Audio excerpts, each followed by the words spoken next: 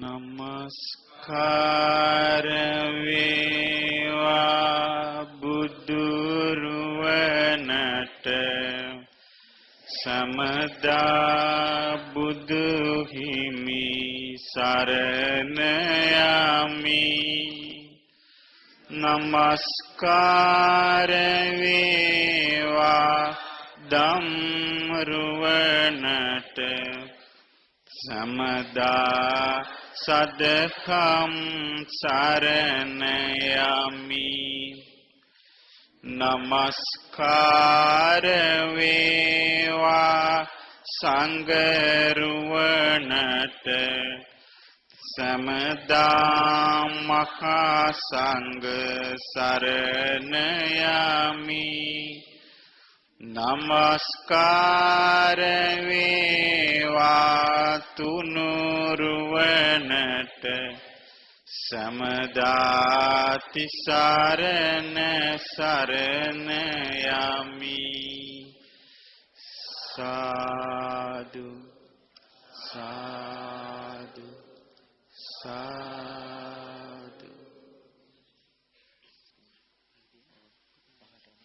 ශ්‍රද්ධාවන්ත පින්වතුනි, බුදුරයන් වහන්සේ නමකගේ ධර්මය අපිට මේ කලාතුරකින් අහන්න ලැබෙනවා. ඒ අසන්ට ලැබෙන ධර්මය බාහිර දේ අල්ලන්නේ නැති ධර්මයේ විතරක් අල්ලන කෙනා අල්ල ගන්නවා. බුදුරජාණන් වහන්සේගේ කාලෙත් එහෙමයි, මේ කාලෙත් එහෙමයි. බුදුරජාණන් වහන්සේගේ ධර්මය අවබෝධ කරනවා කියන අදහසින් ඉන්න කෙනා ඒ ධර්මය අවබෝධ කරනවාමයි. ඒ මතයට ආපු නැති එක්කෙනා ඒ ධර්මය අවබෝධ කරන්නේ නැහැ. ඉතින් පින්වතුනි, යෝනිසෝ මනසිකාරේ ඒ කිව්වේ බුද්ධ දේශනාව ඒ ආකාරයෙන් මෙනෙහි කරන්න පුළුවන් කෙනා විතරක් මේ ධර්මය අවබෝධ කරනවා. ඒකට අර ආදි බ්‍රහ්මචාරීගේ සූත්‍රය තියෙනවා. ධර්මයේ කියලා දෙන කෙනා කෙරෙහි ගෞරවයක් තියෙන්න ඕනේ. ඒ ධර්මයේ කියලා දෙන කෙනා කල්යාණ මිත්‍රයන් වහන්සේ කියලා අඳුන ගන්න ඕනේ. ඒ දුර්ලභ ධර්මයේ ලැබෙන්නේ කල්යාණ මිත්‍රයාගෙන් කියලා අඳුන ගන්න ඕන. ඊට පස්සේ යාට ධර්මයේම සී වෙනවා මිසක් වෙන එකක් සී වෙන්නේ නැහැ. ඒක තමයි මේ ධර්ම මාර්ගයේ තිබෙන දුර්ලභකම. දැන් බුදුරජාණන් වහන්සේගේ ධර්මය ඇසූ අය ඒ ධර්මයේම නේද සීකලේ. ඒ ධර්මයේම සී කරන අය විතරයි මේ ධර්මය අවබෝධ කරන්නේ. ඒකලත් එහෙමයි, මේකලත් එහෙමයි. ධර්මයේ කොච්චර ඉගෙන ගත්තත් ඒ ධර්මය අවංකවම අවබෝධ කරගන්න ඕනි කියලා කල්පනා කරන්නේ නැත්නම්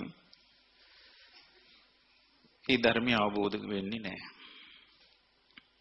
මොකද හේතුව ධර්මය ඕපනයිකයි. ඕපනයිකයි කිව්වේ තමා තුළට පමනවා ගන්න එකක් මිසක් අනුන්ගෙන් බලන එකක් නෙවෙයි. ඉතින් තමා තුළට පමනවා ගන්නා ධර්මය අපට ඉතාමත් කලාතුරකින් මේ ලැබුණේ. ඉතින් මේ ධර්මය අවබෝධ කරන ආකාරය ගැන අපිට හිතන්න පුළුවන් යමක්, තේරුම් ගන්න පුළුවන් යමක් මේ දේශනාවෙන් ඉගෙන ගන්න පුළුවන්. මේ දේශනාවේ නම මාගන්ධිය සූත්‍රය. මජ්ක්‍ධිම නිකායේ තමයි මේ මාගන්ධිය සූත්‍රය ඇතුළත් තිබෙන්නේ දෙවෙනි කොටසේ. ඒ දවස්වල බුදුරජාණන් වහන්සේ වැඩ සිටියේ කම්මාස ධම්ම කියන කුරු රටවැසියන්ගේ නියම් ගමේ. අපි දන්නා මේ කම්මාස ධම්ම කියන නගරයේදීමයි බුදුරජාණන් වහන්සේ සතිපට්ඨාන සූත්‍රය දේශනා කළේ. ඉතින් බහරද්වාජ ගෝත්‍ර කියලා බ්‍රහ්මණීකුගේ ගිනි පුදන ශාලාවක් තිබුණා. ඒ කියන්නේ සාමාන්‍ය ශාලාවක් මැද්දේ අර ගිනි දැල්වන මුදුනක් හදලා මේ ගිනි පුදන ශාලාවක්. මේ ශාලාවේ බුදුරජාණන් වහන්සේ දවස්වල වැඩ සිටියේ. ඉතින් උන්වහන්සේ වෙනුවෙන් තන ඇතිරියක් පිළියෙල කළා තිබුණා මේ භාරද්වාජ ගෝත්‍ර බමුණා.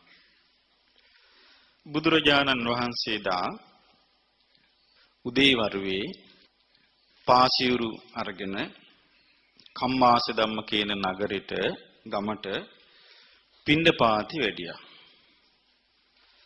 පිණ්ඩපාති වැඩලා දානි වළඳලා ඒ ගම පෙට්ටුව තිබුණු වනාන්තරයකට ගිහින් ඒ වනාන්තරේ ගහක් යටට ගිහින් භාවනා කළා. මේ වෙලාවේ මාගන්ධිය කියලා තාපසේ ඇවිදගෙන යද්දී අර භාරද්වාජ බ්‍රාහ්මණයාගේ ගිනිහල් ශාලාවට ගිනි පුදුන ශාලාවට ගොඩ වුණා. ගොඩ වුණාම දැක්කා මේ ශාලාවේ පැත්තක තන ඇතිරියක් අතුරලා තියෙනවා. දැකලා කියනවා මේ භාරද්වාජ ගෝත්‍ර බමුණාට භවත් භාරද්වාජ මේ ගිනි පුදන ශාලාවේ තන ඇතිරියක් පනලා තින්නේ කාටද? මේක හරියට මේ ශ්‍රමණේකට ගැලපෙන එකක් වගේ කියලා කිව්වා. එතකොට මේ භාරද්වාජ ගෝත්‍ර බ්‍රාහ්මණයා කියනවා මාගන්ධිය තවුසට කියනවා මේ භවත් මාගන්ධිය මේ දවස්වල මෙහි වැඩ ඉන්නවා ශ්‍රමණ ගෞතමයන් වහන්සේ. උන්වහන්සේ හරි ප්‍රසිද්ධයි අරහං සම්මා සම්බුද්ධ විද්‍යාචරණ සම්පන්න සුගත ලෝකවිදු අනුත්තර පුරුෂ ධම්මසාරති සත්තා දේව මනුස්සානම් බුද්ධ භගවා කියලා හරි ප්‍රසිද්ධයි. උන්වහන්සේ උදිසා තමයි අපි මේ තන ඇතිරිය පිළියෙල කළා තියෙන්නේ. එතකොට මේ මාගන්ධිය කියනවා අයියෝ භාරද්වාජ මම මේ දැක්කේ එහෙනම් නොදැකිය යුතු දෙයක්. තන ඇතිරිය ගැන බලලා කියන මම මේ දැක්කේ නොදැකිය යුතු දෙයක්. මොකද හේතුව අපි අහලා තියෙනවා ශ්‍රමණ ගෞතමයන් වහන්සේ උපත් විනාශ කරන කෙනෙක් කියලා අපි අහලා තියෙනවා කියනවා. එතකොට මේ භාරද්වාජ ගෝත්‍ර බමුණා කියනවා හා මාගන්ධිය කොහොම කියන්න එපා. මේ ශ්‍රමණ ගෞතමයන් වහන්සේව බොහෝ දිනක් පිළිගන්නවා. ශ්‍රමණ ක්ෂත්‍රීය පඬිතුයන් බ්‍රාහ්මණ පඬිතුයන් ගෘහපති පඬිතුයන් පිළිගන්නවා. උන්වහන්සේ කියන කරුණ කෙරෙහි ලොකු අවබෝධයකින් ඉන්න පිරිසක් රටේ ඉන්නවා. ඒ නිසා ඔහොම එකපාරට කියන්න එපා කිව්වා. කියනකට මෙයා කියනවා කවුද? මාගන්ධිය කියනවා නෑ මම උන්වහන්සේ ඉදිරියේ වුණත් මං කියනවා මේක පෞල් විනාශ කරන කෙනෙක් කියලා. මං කියනවා කිව්වා. මොකද එහෙම තමයි කිව්වා මේ සූත්‍රවල අපේ පොත්වල ඇවිල්ලා තියෙන විදිහට කිව්වා ඒ කියන්නේ. එතකොට භාරද්වාජ කියන එහෙනම් ඔබට බරක් නැත්තම් ඔය කතාව ශ්‍රමණ ගෞතමයන් ආවට පස්සේ මම්ම කියන්නම් කියන එක. ඔබ මෙහෙම කිව්වා කියලා. අර වනාන්තරයේ භාවනා කරමින් හිටිය බුදුරජාණන් වහන්සේට දිව්‍ය ශ්‍රවණයෙන් මේ ගොල්ලන්ගේ මේ සාකච්ඡාව ඇහුණා. ඊට පස්සේ බුදුරජාණන් වහන්සේ හවස් වරුවේ ඒ ගිනි පුදන ශාලාවට වැඩම කළා. වැඩම කළා අර තන ඇතිරියේ වාඩි වෙලා හිටියා. ඉන්නකොට භාරද්වාජ ගෝත්‍ර බ්‍රාහ්මණයා බුදුරජාණන් වහන්සේ ළඟට ආවා. ඒගොල්ලෝ ඉතින් කතා බස් කර කර ඉන්නකොට බුදුරජාණන් වහන්සේ එකපාරට තන ඇතිරිය පෙන්නලා අහනවා භාරද්වාජ මාගන්ධිය කියන තාපසෙක් එක්ක මේ තනේතරිය මුල් කරගෙන මේ කතා බහක ඇතුුනේ නැද්ද කියලා අහුවා. අහනකොටම මේ භාරද්වාජ ගෝත්‍ර බ්‍රාහ්මණයාගේ ඇඟින් මවිල් කෙලිමුණා මේ කාරණේ මුන්වහන්සේ දැනගත්තනේ කියලා. ඊට පස්සේ කියනවා බවත් ගෞතමයන් වහන්සේට මම මේක කියන්න තමයි හිටියේ. නමුත් මම මේක කියන්න කලින්ම ඔබ වහන්සේ ඔව් මේ කාරණේ මගෙන් ඇහුවා. අපි අතර ওই කතාවක් ඇති වුණා තමයි. එතකොට ඒ කතාව ඇති වුණේ මෙන්න මෙහෙමයි කියලා පටන් ගන්න හදනකොටම මොකද වුණේ මේ මාගන්දියත් එතෙන්ට ආවා. ආපු වෙලාවේ ඇවිල්ලා බුදුරජාණන් වහන්සේ ළඟට ඇවිල්ලා කතා බස් කරලා වාඩි වුණා. වාඩි වුණාම බුදුරජාණන් වහන්සේ මාගන්දියට මෙන්න මෙහෙම කියනවා. බලන්න මේ එකපාරට බුදුරජාණන් වහන්සේගේ මේ මිනිස්යන්ව අවබෝධ කිරීමේ හැකියාව. දැන් මාගන්දිය කියන්නේ ඒ වෙලාවේ බුදුරජාණන් වහන්සේට ප්‍රශංසා කර කර හිටපු කෙනෙක්ද? නෑ. දොස් කී හිටපු කෙනෙක්. එයාගේ අවබෝධය වැහිලා තිබුණේ එතන. එයාට එන්න බැරි අවබෝධයට. නමුත් බුදුරජාණන් වහන්සේ එකපාරට එයාගේ බුද්ධියට කතා කළා. මෙන්න වෙනස. බුදුරජාණන් වහන්සේ මාගන්දියකින් ඔබ මෙහෙම කිව්වේ ඇයි මෙහෙම කතා කියලා මොකුත් ඇහුවේ නෑ.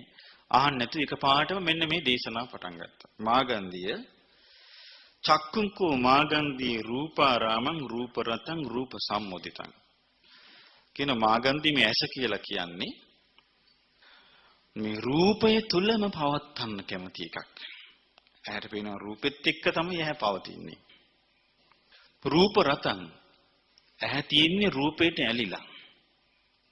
රූප සම්මුදිතං ඇහැ තියෙන්නේ රූපයෙන් සතුටු වෙවි. තං තථාගතස්ස දන්තං බුත්තං රක්ඛිතං සංවුතං ඒ ඇහැ තථාගතයන් වහන්සේ දමණය කළා තියෙනවා. ඊළඟට සංවර කළා තියෙනවා. රැකගෙන තියෙනවා. මනාවකට සංවර කළා තියෙනවා. තස්සච සංවරාය ධම්මං දේශේති. ඒ ඇස සංවර කිරීම පිණිස ධර්ම දේශනා කරනවා. මාගන්දී ඕක ගැන කල්පනා කරලා ඉන්නේ ඔබ කිව්වේ ශ්‍රමණ ගෞතමයන් වහන්සේ මේ අභිවෘද්ධිය විනාශ කරන කෙනෙක් කියලා. ඕකද වෙන්නේ කියන්නේ නැත්තේ කියලා කිව්වා. එතකොට මේ මාගන්දී කියනෝ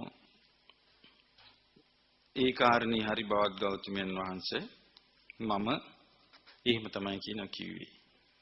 ඒකට තමයි කියනවා කිව්වේ. ඒ විදිහට තමයි කියන සූත්‍රයේ අපි ඉගෙනගෙන තියෙන්නේ. එතකොට බුදුරජාණන් වහන්සේ අහන මාගන්දියගෙන් මාගන්දිය කන කියලා කියන්නේ ශබ්දය පදිංචි කරගෙන ඉන්න කෙනෙක් ඉන්න දෙයක්. ශබ්දෙහි ඇලී තිබෙන දෙයක්. කන කියන්නේ ශබ්දෙහි ඇලී තිබෙන දෙයක්. ශබ්දේ පදිංචි කරගෙන ඉන්න එකක්. ශබ්දයෙන් සතුටු වෙවි තියෙන එකක් තමයි කන කියලා කියන්නේ. අන්නේ කන තථාගතයන් වහන්සේ දමණය කළා තියෙනවා. මනාවකට පාලනය කළා තියෙනවා. ආරක්ෂා කළා තියෙනවා. සංවර කළා තියෙනවා. ඔබ ඒක වෙන්නේ නැති වෙයි කිව්වේ මේ අභිවෘද්ධි වංශනවා කියලා. එතකොට මාගන්දි කියන ශ්‍රමණ ගෞතමයන් වහන්සේසිය ඒකට තමයි කියන මා කිව්වේ මේ අභිවෘද්ධිය වංශනවා කියලා අපේ පොත්වල තියෙන්නේ එහෙම තමයි කිව්වා. ඊට පස්සේ බුදුරජාණන් වහන්සේ අහනවා මාගන්දිය නාසය කියන්නේ ගන්ධාරාමං මේ ගඳ සුවඳ තුලම තියෙන පවත්තන එකක්. ගඳ සුවඳට ඇලිච්ච එකක් නාසය කියන්නේ. ගඳ සුවඳින් සතුටු වෙන එකක් නාසය කියන්නේ. ආන්නේ නාසය තථාගතයන් වහන්සේ දමණය කළා තියෙනවා. පාලනය කළා තියෙනවා. රැකගෙන ඉන්නවා. සංවර කළා තියෙනවා. ඒ ගැනුනේ නැති ඔබ එහෙනම් කිව්වේ මේ අභිවෘද්ධිය වනසනවා කියලා. ඉතින් කියනවා එහෙමයි ස්වාමීනි, එහෙමයි මේ ගෞතමයන් වහන්සේ මම ඒ ගැන තමයි කිව්වේ. ඊට පස්සේ බුදුරජාණන් වහන්සේ එයාට කියනවා මාගන්දිය දිව කියලා කියන්නේ රසය තුලම තියෙන එකක්. රසයට ඇලුණු එකක්. රසයෙන් සතුටු වෙන එකක්. අන්නේ දිව තථාගතයන් වහන්සේ දමනය කළා, පාලනය කළා, ආරක්ෂා කළා, සංවර කළා. ඒක වෙන්නේ නැති ඔබ කිව්වේ මේ අභිවෘද්ධිය දියුණුව වනසනවා කියලා කිව්වේ ඒක වෙන්නේ නැති ඒවා. ඊට පස්සේ බුදුරජාණන් මාගන්ධි කිව්වා ඒක තමයි කිව්වේ. ඊට පස්සේ මාගන්ධියට කියනවා මේ මාගන්ධිය කය කියලා කියන්නේ ස්පර්ශය තුලම පදිංචි වෙච්ච එකක්. කය. ස්පර්ශයට ඇලී තිබෙන එකක් කය. ස්පර්ශයෙන් සතුට වෙන එකක්. ඒ නිසා ඒ කය තථාගතයන් වහන්සේ දමනය කළා, පාලනය කළා, ආරක්ෂා කළා, සංවර කළා. ඒක වෙන්නේ නැති ඔබ මේ කිව්වේ අභිවෘද්ධිය දියුණුව වනසනවා කියලා. ඔව් එහෙම තමයි කියනවා කිව්වේ. ඊට පස්සේ බුදුරජාණන් වහන්සේ මාගන්ධියට කියන මාගන්ධිය මනස කියන්නේ මේ අරමුණ තුල පදිංචි වෙලා ඉන්න එකක්. මනස අරමුණු වල ඇලී තිබෙන එකක්. අරමුණු වලින් සතුටු වෙවි තිබෙන එකක් මනස කියන්නේ. අන්නේ මනස තථාගතයන් වහන්සේ දමනය කළා. තථාගතයන් වහන්සේ දමනය කළා, පාලනය කළා, ආරක්ෂා කළා, සංවර කළා. ඒක වෙන්නේ ඔබ මේ කිව්වේ මේ අභිවෘද්ධිය වනසනවා කියලා. එහෙම තමයි කිව්වා. ඒක තමයි කිව්වේ. එතකොට මේ මාගන්ධියකින් අහන බුදුරජාණන් වහන්සේ මාගන්ධිය මේ ගැන මොකද ඔබ කියන්නේ? කෙනෙක් ඉන්නවා මේ ඇහෙන් රූප දැකලා ඒ ගැන සතුටු වෙලා. ඒ ගැන සතුටු වෙලා ඉෂ්ඨකාන්ත මනාප රූප පිනව හිටපු එක්කෙනෙක් ඉන්නවා. කලින් ඉස්සර යා ඇහෙන් රූප බල ඒකින් සතුටු වෙවි හිටපු එක්කෙනෙක්. මෙයා පස්සේ කාලෙක මේ රූපයේ ඇහැට පේන රූපවල හට ගැනීම අවබෝධ කරනවා. ඒ රූප නැසියාම අවබෝධ කරනවා. ඒ රූපවල ආස්වාදය මේකයි කියලා අවබෝධ කරනවා. ඒ රූපවල ආදීනව මේකයි කියලා අවබෝධ කරනවා.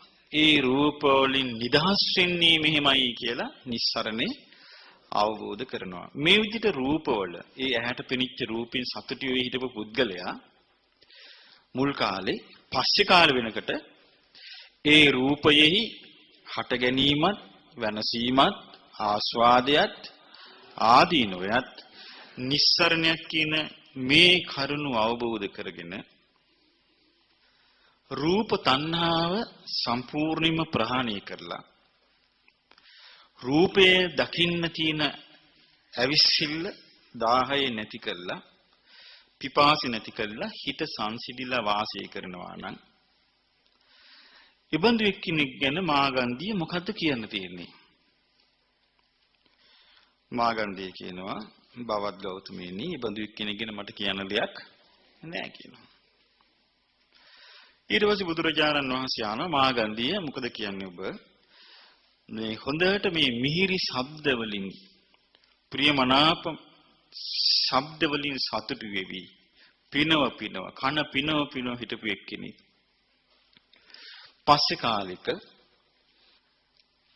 එයා ඒ ශබ්දවල හට ගැනීම අවබෝධ කරලා ඒ ශබ්ද නැතිවීම අවබෝධ කරලා ශබ්දවල ආස්වාදය මොකද්ද කියලා අවබෝධ කරලා ඒ ශබ්දවල ආදීනවය අවබෝධ කරලා ශබ්දවලට තිබෙන චන්දරාගය දුරු කරලා නිස්සරණයටපත් වෙලා ශබ්ද තණ්හාව සම්පූර්ණයෙන් දුරු කළා නම් ඔව් ශබ්ද ඇසීමට තිබෙන 10 නැති කළා නම් පිපාසය නැති කළා නම් ආධ්‍යාත්මිකව යා සංසිඳිලා ඉන්නවා නම් ශබ්ද පස්ස යන්නේ නැතුව මොකද එයා ගැන කියන්න තියෙන්නේ කියලා කිව්වා.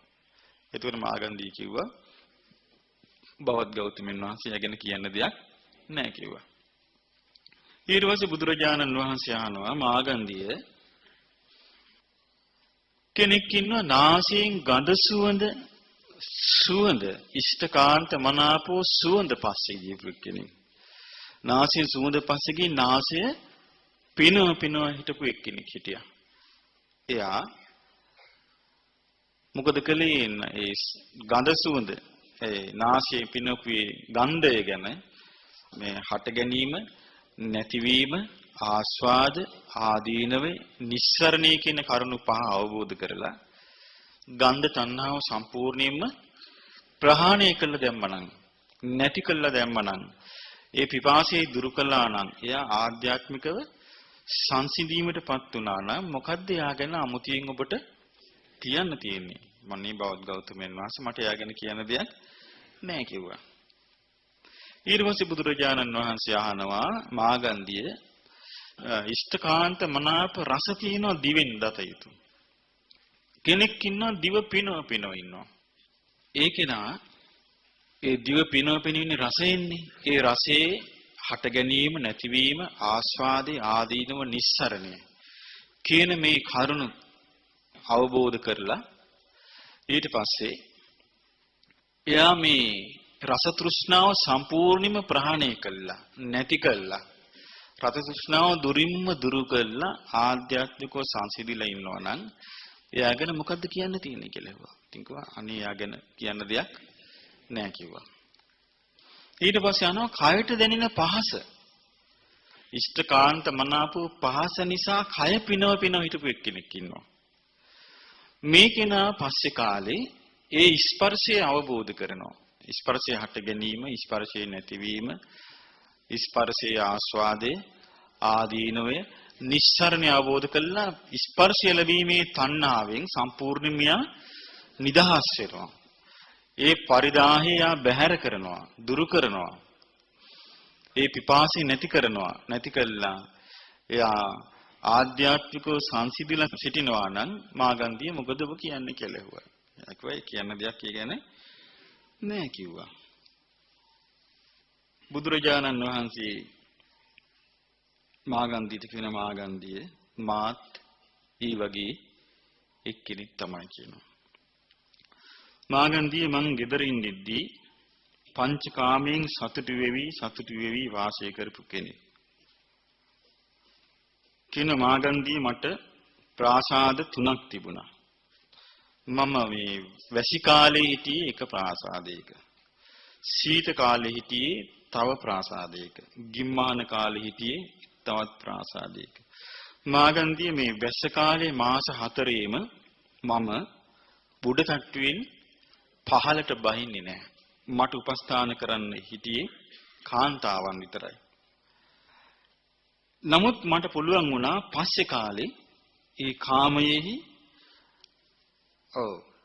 කාමයේ හට ගැනීමත් නැති වී යාමත් ආස්වාදයත් ආදීනුවත් නිස්සරණයත් කියන මේ අවබෝධ කරන්න. ඒ ආකාරයෙන්ම අවබෝධ කරන්න මට පුළුවන් වුණා. මං කාම තණ්හාව සම්පූර්ණයෙන්ම ප්‍රහාණය කළා. කාම පරිදාහය ප්‍රහාණය කළා. මම ආධ්‍යාත්මිකව සංසිඳී වාසය කරන්නේ. එතකොට මට පේනවා මේ අනිත් මිනිස්සු අනිත් අය මේ කාම තණ්හා දුරු කරේ නැති නිසා කාම තණ්හා විසින් මේ මිනිස්සුන්ව විනාශ කරන හැටි. කාම තණ්හා විසින් මේ මිනිස්සුන්ව කාලා දාන හැටි. මේ මිනිස්සු කාම තණ්හාවෙන් දෙවි ඉන්නේ හැටි.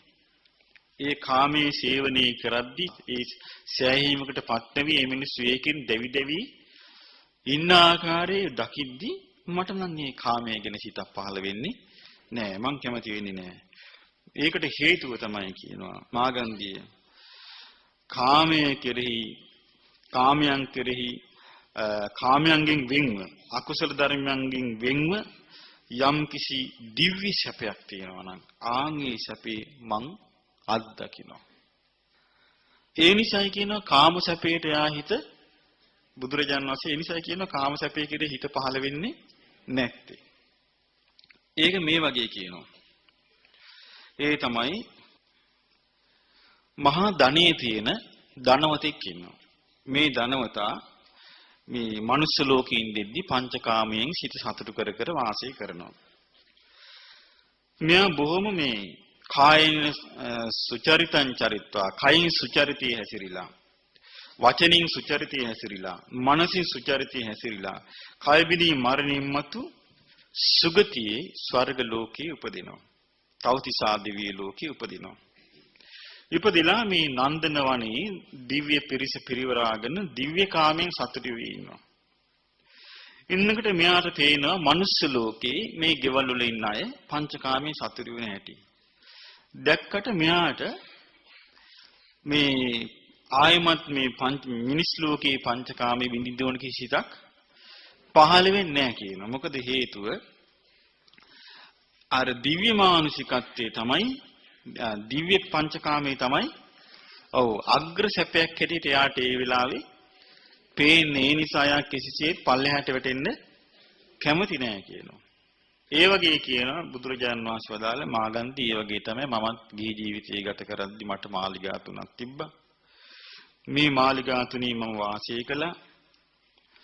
නමුත් මට මේ කාමයන්ගේ හට ගැනීමත් නැසී යාමත් ආස්වාදයත් ආදීනවයත් නිස්සරණයත් කියන කරුණු පහ අවබෝධ කරගෙන යථාර්ථයෙන්ම අවබෝධ කරගෙන මම මේ පංචකාම තෘෂ්ණාවෙන් නිදහස් වුණා.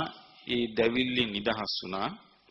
ඒ නිසා මට පේනවා මේ මිනිස්සු පංචකාමයේ පස්සේ ගිහිල්ලා කාමෙන් දැවි දැවි ඉන්න ආකාරය නිසා මට ඒකේ කිසි ඇලීමක් කැමැත්තක් ඇති වෙන්නේ නැහැ. මොකද ඊට වඩා දිව්‍ය සැපයක් මං විඳින්මින් ඉන්න නිසා කියලා කියනවා. ඊට පස්සේ බුදුරජාණන් වහන්සේ වදාළ ඒක මේ වගේ එකක් කියනවා.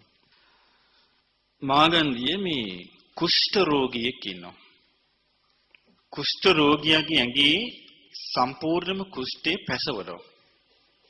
පැසෙවුවට පස්සේ මේ ඒ කුෂ්ඨේ පණුව ගහනවා. ගහුවාන් පස්සේ මේ මිනිස්සු මොකද කරන්නේ? මේ පණු කැවිල්ලට පුළුවන් තරම් කහනවා. කහලා ගිනි කබලක් අරගෙන මේ ඇඟ තවනවා. තවනකට මෙයාට ඒකෙන් තමයි මෙයා සතුටක් ලබන්නේ. එතකොට මෙයාගේ යාළු මිත්‍රයෝ මොකද කරන්නේ? මෙයාව අරගෙන යනවා වෙද මහත්තයෙක් ගාවට.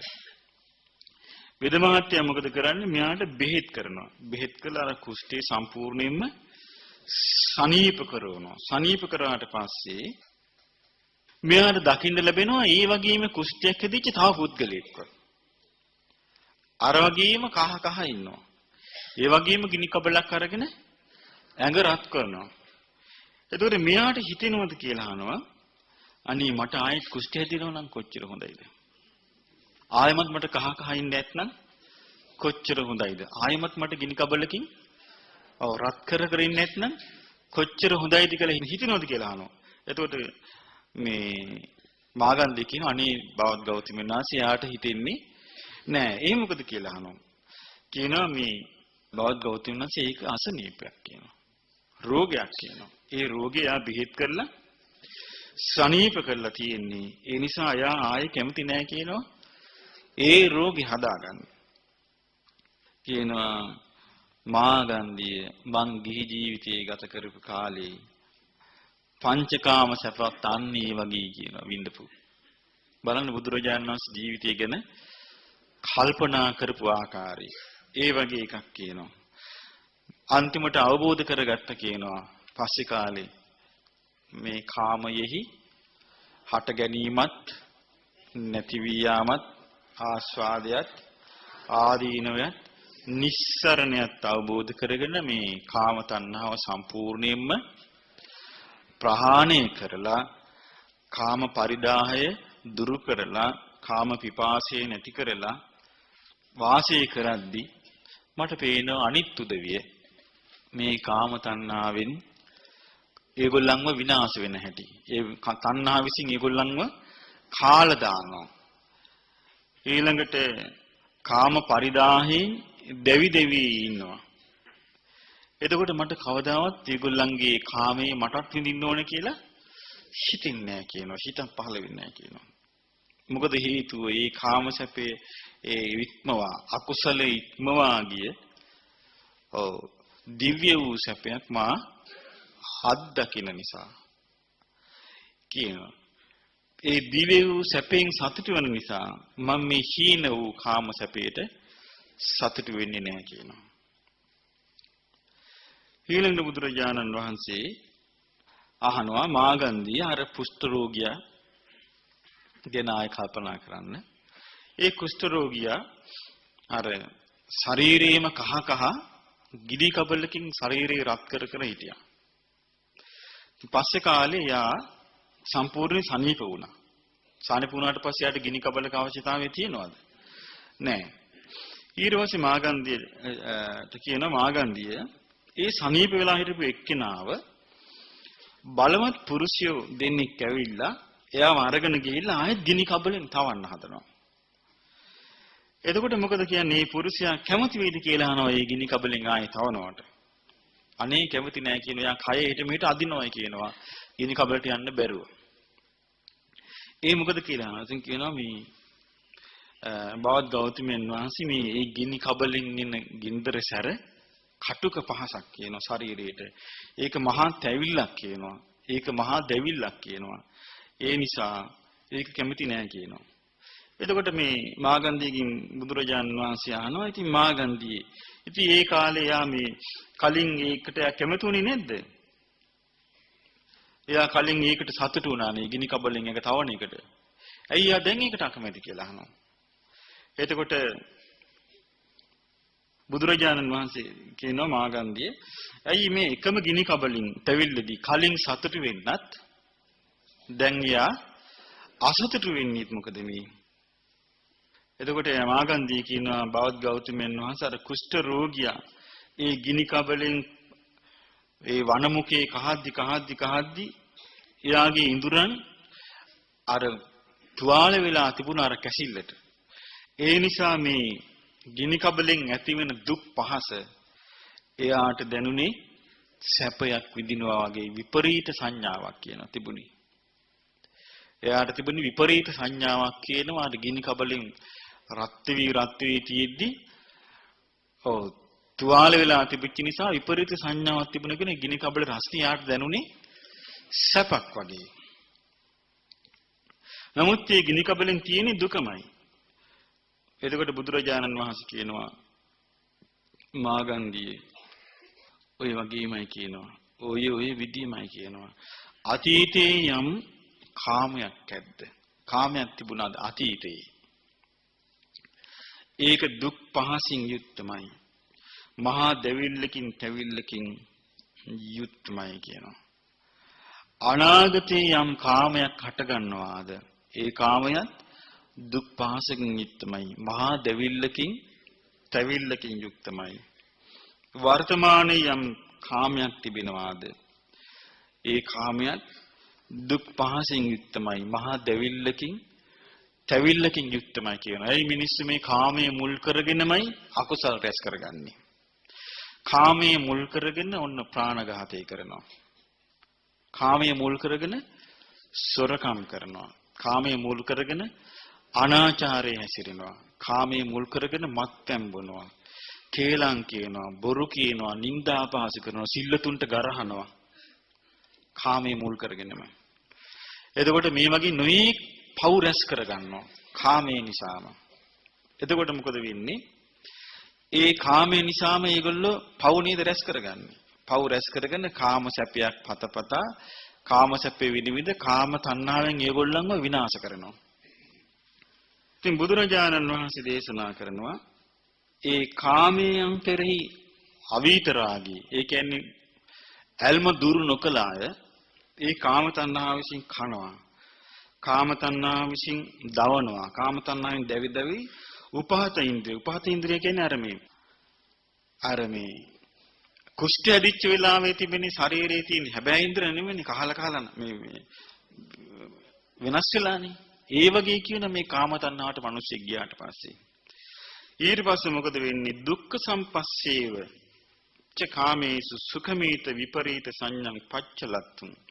මේ දුක් සංඥාවමයි කියනවා මේ විපරීතව එයාට දැනෙන්නේ මේ සැපයි කියලා. දුකමයි කියනවා සැපයි කී දැනෙන්නේ. ඊට පස්සේ බුදුරජාණන් වහන්සේ වදාලා මාගන්ධිය අර මේ ඒ වන තුවාල හැදිච්ච ශරීරයේ තියෙන පණු කෑමට ලක් වෙච්ච ශරීරයේ තියෙන පණු කැවිලා තියෙන කුෂ්ඨ රෝගියා ගිනි අඟුරු කබලෙන් කය තවන්න මෙයාට වෙන්නේ මොකද? තව මෙයාට කහන්න පුළුවන් කියනවා. ගිනි අඟුරු කබලෙන් කය තවන්න කුෂ්ඨ රෝගී හැදිච්ච එක්කෙනාට තව කහන්න පුළුවන් කියනවා.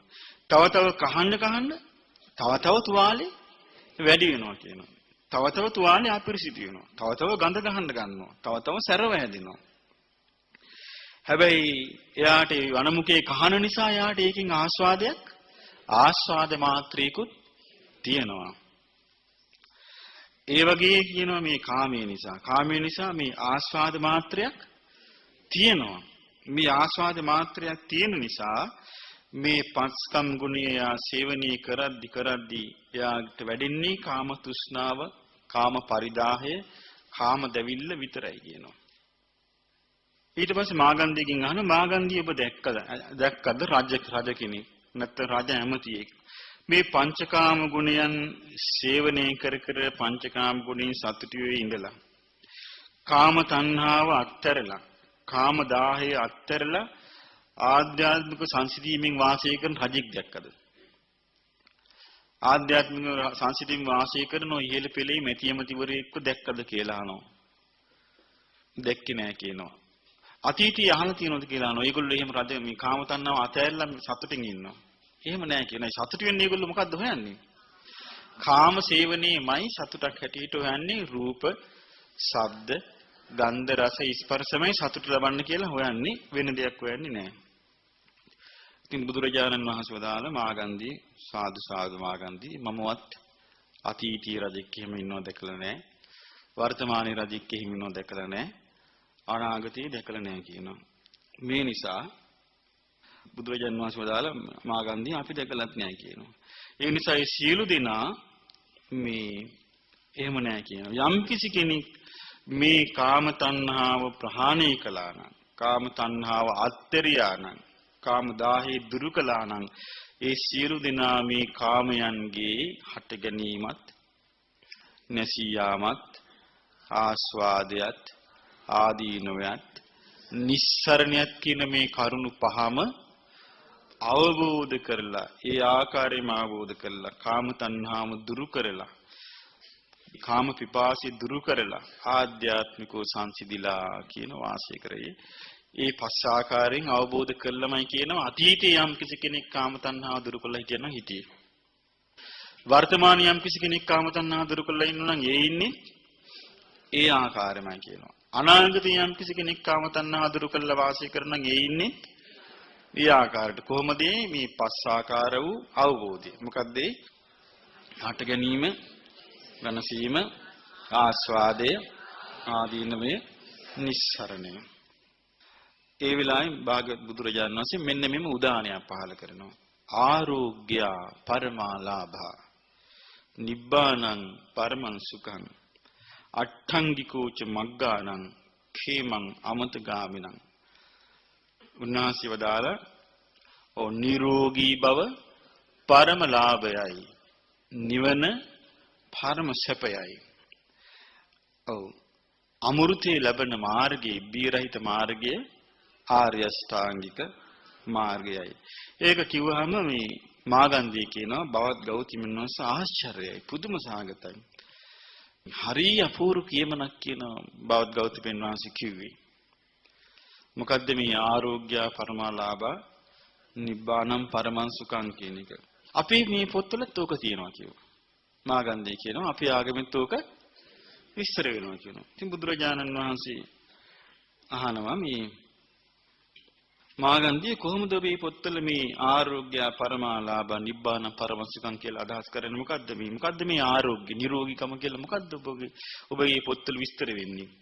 නිබ්බාණං කියලා මොකද්ද විස්තර වෙන්නේ කියලා. එතකොට මාගන්ධී මොකද කරන්නේ? යාගේ අතපය පිරිමදින්න ගන්නවා. පෙන්නනවා අත දෙක දිගහැරලා. ඔව් එහෙට මෙහෙට අතපය අතගාලා පිරිමදලා කියනවා මේක තමයි කියනවා ආරෝග්‍ය පරමාලාභා කියන්නේ. ඔව් මේක තමයි කියනවා මේ මට දැන් කිසි ලෙඩක් නැහැ. දැන් මම හොඳට ඉන්නවා. මේක තමයි කියනවා ආරෝග්‍ය පරමාලාභා කියලා කියන්නේ. එතකොට බුදුරජාණන් වහන්සේ කියනවා මාගන්ධිය ඕක හරියට මේ ජාත්‍යන්ත උපතින්ම අන්ධ මිනිසෙක් ඇස් පේන්නේ නැති සුදු කළු දකින්න නැති අන්ධ මිනිසෙක් රූප දකින්න නැති අන්ධ මිනිස්සෙකුගේ කතාවක් වගේ කියනවා. මිනිස්සෙක් ඉන්නවා, මේ මිනිස්සයාට ආරංචි වෙනවා සුදු වස්ත්‍රය ඊටාත්ම සුන්දරයි, ලස්සනයි කියලා. නමුත් එයාට සුදු වස්ත්‍රේ පේන්නේ. ඉතින් ඇස්සති පුරුෂයන් තමයි මේක කියන්නේ. ඇස් පේන අය, සුදු කළු අඳුනන අය තමයි කියන්නේ මොකද්ද? සුදු වස්ත්‍රේ ඊටාම ලස්සනයි කියලා. ඉතින් දැන් මෙයාට ආස හිතෙනවා මේ සුදු වස්ත්‍රයක් පොරව ගන්න. ඉතින් හිතලා මෙයා මොකද කළේ? පුරුෂයෙකුට කියනවා මේ මට සුදු වස්ත්‍රයක් ඕනි කියලා. ඊට පස්සේ මොකද කරන්නේ?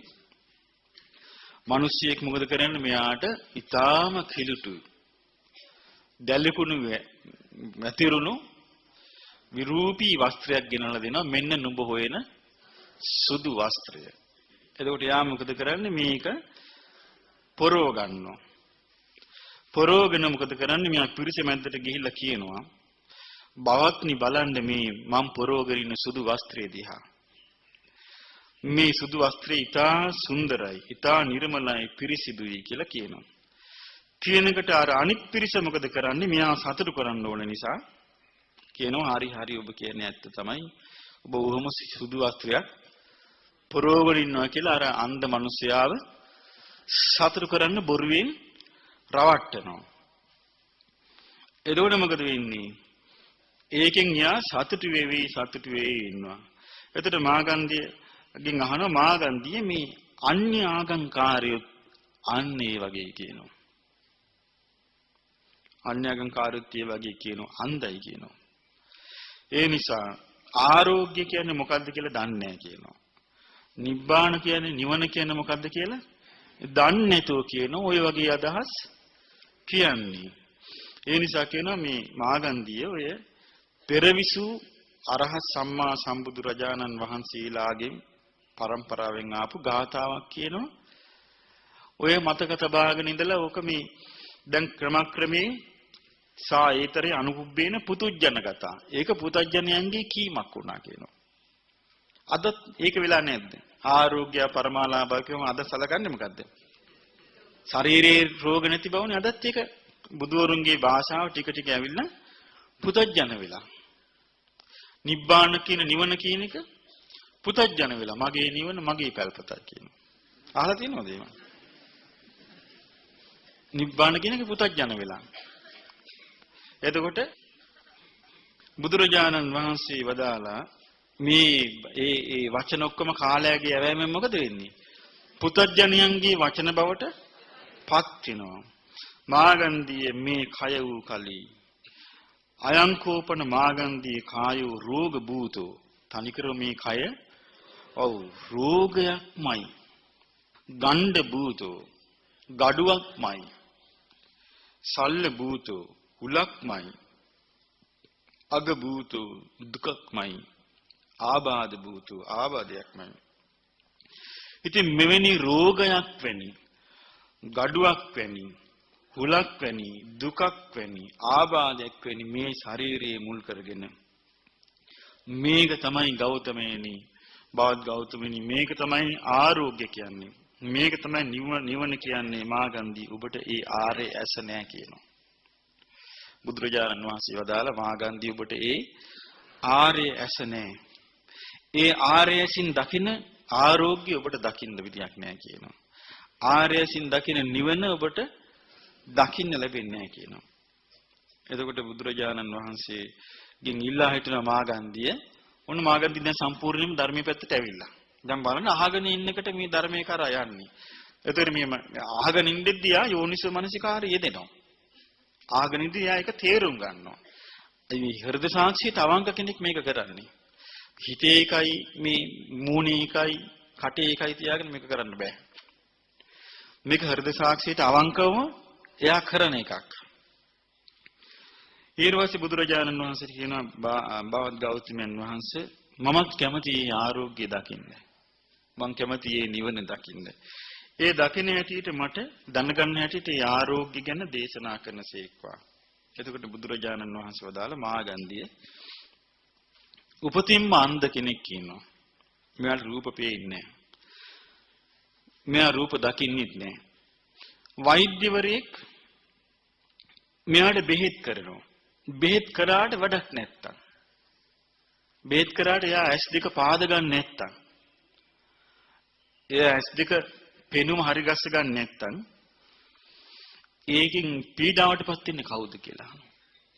කවුද පීඩාවටපත් වෙන්නේ? වෙදකම් කරන කෙනා. ඇයි? එයා වෙදකම් කරද්දි එයා S2 පාද ගන්න නැත්තම් පෙනීම හරි ගස්ස ගන්න නැත්තම් අන්ධෙක් වගේම ඉන්නවා නම් තවදුරටත් කවුද මහන්සි ප්‍රයෝජනයක් තියනවද? ඒ වෙද මහත්තයට කිසි ප්‍රයෝජනයක් නැහැ කියන්නේ මහන්සි. ඒ වගේ කියන මාගන්දී මා ඔබට මේ තමයි ආරෝග්‍ය, මේ තමයි නිර්වාණය කියලා කොච්චර කිව්වත් ඔබ ඒක අඳුනගන්නේ නැත්තම්, ඔබ ඒක අවබෝධ කරන්නේ නැත්තම් ඒකෙන් මහන්සිය තියෙන්නේ මටයි කියනවා. මටයි කියන මේ පීඩාව තියෙන්නේ. ඒක ඔබට වැඩක් නැහැ කියන කොච්චර කිව්වත්. බුදුරජාණන් වහන්සේගෙන් විතර මාගන්දී කියා හිටිනවා. මාගන්දී කියන අනේ බවත් ගෞතමයන් වහන්සේ මට මේ ආරෝග්‍ය මොකද්ද කියලා දැනගන්න ඕනේ. මට මේ නිර්වාණය මොකද්ද කියලා දැනගන්න ඕනේ. ඒ නිසා බවත් ගෞතමයන් වහන්සේ මට සදහම් දේශනා කරන සීක්වා මම මේක දැනගන්නම් කියලා. එතකොට බුදුරජාණන් වහන්සේ මාගන්දියට කියනවා මාගන්දිය මේ රූප පේන්නේ නැති, ඇස් පෙනීම නැති අන්ධ කෙනෙක් ඉන්නවා. මේ කෙනා සුදු වස්ත්‍රයකට හරි කැමතියි. මේ කෙනා යාළු මිත්‍රයන්ට කියනවා මම හරි කැමතියි සුදු වස්ත්‍රයකට, මං හොය ඉන්නේ සුදු ඇඳුමක්. මට සුදු ඇඳුමක් ගෙනලා දෙන්න. එතකොට යාළුවා මොකද කරන්නේ? නුඹට සුදු ඇඳුමක් කියලා අර දැලි තෙවරුණු කළු පාට වස්ත්‍රයක් ගිහිලා දෙනවා. දැන් මෙයා මේක ඇඳගෙන මේ වස්ත්‍රයෙන් සතුටු වෙවි ඉන්නවා. එතකොට මෙයාගේ පවුලේ පිරිස මොකද කරන්නේ? මෙයාව වෛද්‍යවරයෙක් ගාවට එක්කගෙන යනවා. එක්කගෙන ගෙනිච්චාම වෛද්‍යවරයා මොකද කරන්නේ? මෙයාට බෙහෙත් කරනවා. මේකේ තියෙනවා බෙහෙත් බඩේ ලියන්න දෙනවා, හිසට තෙල් වර්ග ගන්නවා, ඇස් වලට බෙහෙත් වර්ග දානවා, නස්න කරනවා.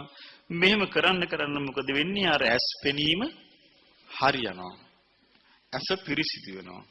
ඇස පිරිසිදු වෙච්ච ගමන් එයාගේ මේ ඇසේ පෙනීමත් එක්ක මොකද වෙන්නේ? මෙයා බලනවා එයා පොරෝගුණ ඉන්න වස්ත්‍රය දිහා. බලද්දි මොකද වෙන්නේ? මෙයාට පේනවා මේ වස්ත්‍රය දීපු එක්කෙනා නම් මිත්‍රෙක් වෙන්න බෑ. මේ වස්ත්‍රය දීපු එක්කෙනා නම් මිත්‍රෙක් නෙමෙයි, හතුරෙක්මයි. මොකද හේතුව සම්පූර්ණ සුදු වස්ත්‍රයක් හැටියට මාව රවට්ටලා තමයි මෙයා මේක දීලා තියෙන්නේ. දැන් එයා සුදු කළු අඳුනගත්තනේ ඇස් පෙනීමත් එක්ක. ඇස් පෙනීමත් එක්ක වස්ත්‍රය අඳුනගත්තා. ඊට පස්සේ බුදුරජාණන් වහන්සේ වදාලා ඒ වගේ මේ ධර්මය ඔබ අවබෝධ කරගන්නවා නම්, මේ ධර්මය ඔබ දකින්නවා නම් මොකද වෙන්නේ? මේකේ හරි ලස්සන කියමනක් තියෙනවා. සෝත්වං ආරෝග්‍යං ඥානීයාසි. ඔබ මේ නිරෝගකම දන්නවා නම්, නිබ්බාණං පස්සීයාසි නිවන දකින්නවා නම්, තස්ස තේසහ චක්කුප්පාදා. ඔබට මේ ඇස පහළ වීමත් සමග යෝ පංච උපාදානස්කන්ධේසු චන්දරාගෝ. මේ පංච උපාදානස්කන්ධයේ කෙරේ චන්දරාගයක් තිබුණාද? සුපහීයේත. එය ප්‍රහාණය වෙලා යනවා. එතකොට ඔබට හිතේවි අපිටතේ ඒවමස්ස. ඔබට මෙහෙම හිතේවි. එතකොට දීග රත්තං වතබෝ අයං නිමිනා චිත්තේන නිකතෝ වංචිතෝ පලුද්දෝ. බොහෝ කාලයක් මුළුල්ලේ මේ සිත විසින් මාව රවටා තිබෙනවා නේද? මේ සිත විසින් මාව වංචා කරලා තිබෙනවා නේද?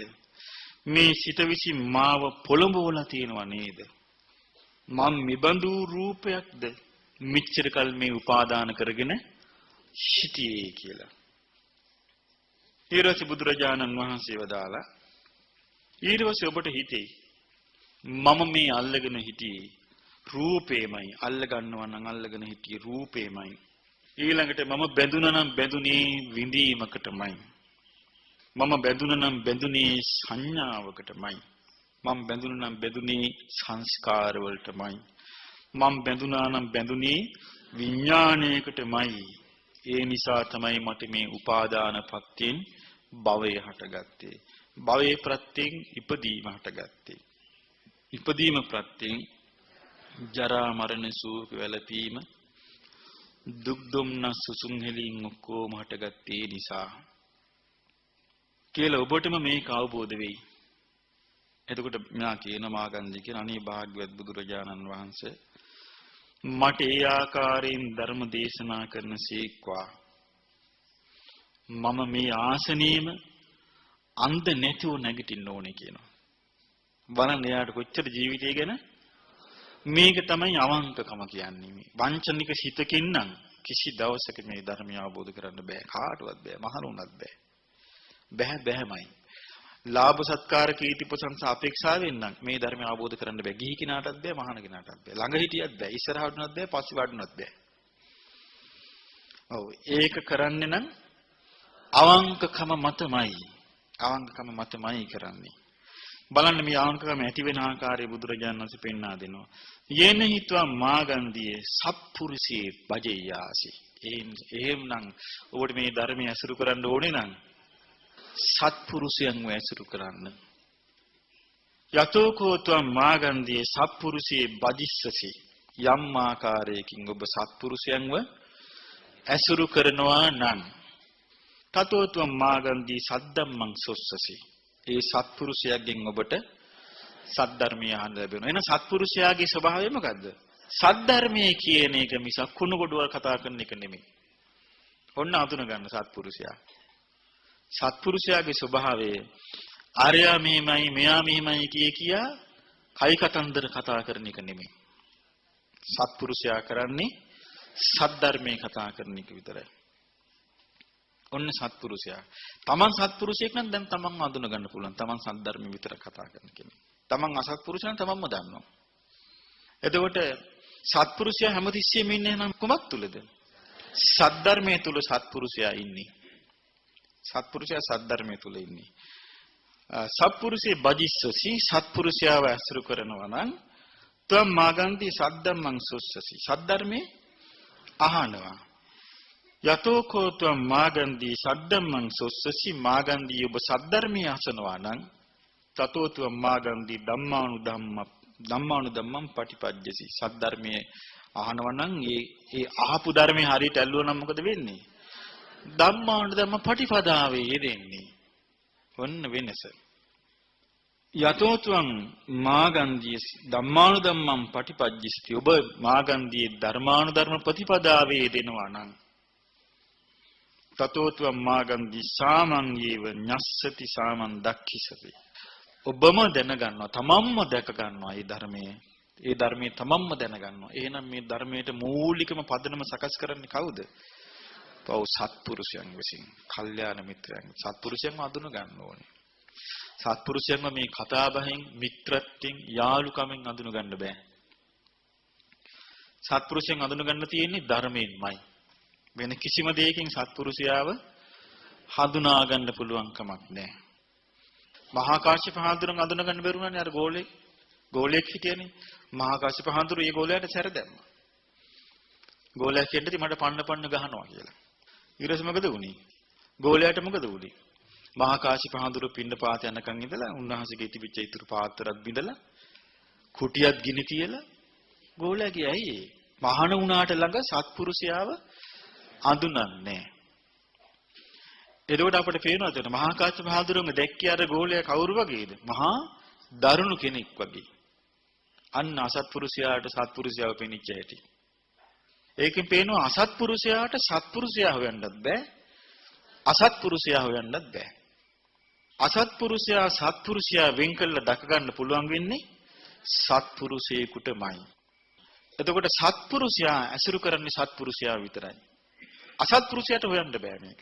අසත්පුරුෂයා මොකද කරන්නේ? සත්පුරුෂයාවත් ඇසුරු කරනවා, අසත්පුරුෂයාවත් ඇසුරු කරනවා. සත්පුරුෂයාගේ කීමක් පිළිගන්නවා, අසත්පුරුෂයාගේ කීමක් පිළිගන්නවා. අන්තිමට දක්ෂ වෙන්නේ කවුද යමක් කියන්නේ? අසත්පුරුෂයාන දක්ෂ වෙන අසත්පුරුෂයාගේ පැත්ත ගන්නවා. මොකද හේතුව? සත්පුරුෂයාව අඳුනන්නේ නැහැ. සත්පුරුෂයාව හොයන්න දන්නේ නැහැ. සත්පුරුෂයා හොයන්න දන්නේ ශ්‍රුතවත් ආර්ය ශ්‍රාවකෙක් විතරයි. අසෘත පුතඥයෙකුට සත්පුරුෂයෙක්ව අඳුන ගන්න බෑ. එතකොට සත්පුරුෂයාව අඳුනගත්තොත් ඒ සත්පුරුෂයාව අඳුන ගන්නවත් එක්කම සත්පුරුෂයාගෙන් ලැබෙන දේ හරියටම ගන්නවා. සත්පුරුෂයාගෙන් ලැබෙන්නේ මොකක්ද? සත්පුරුෂයාගේ ලැබෙන්නේ සී සද්ධර්මයේ. සත්පුරුෂයා තවත් කෙනෙක්ව බිඳවන්නේ.